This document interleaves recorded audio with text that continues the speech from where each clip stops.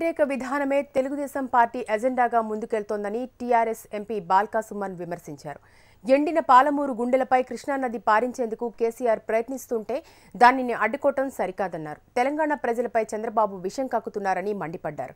ఎవరు అడ్డొచ్చినా పాలమూరు, రంగారెడ్డి, కాళేశ్వరం ప్రాజెక్టులు కట్టితీరుతామని బాల్కా సుమన్ స్పష్టం చేశారు.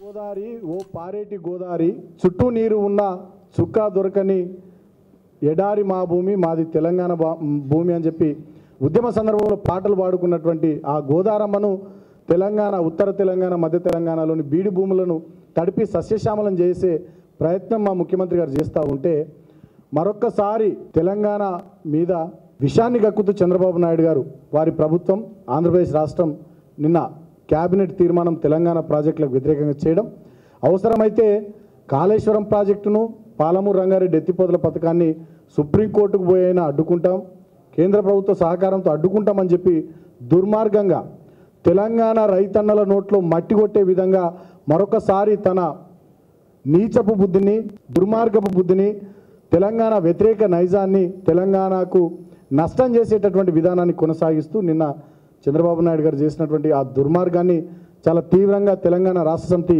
ఖండిస్తూ ఉంది.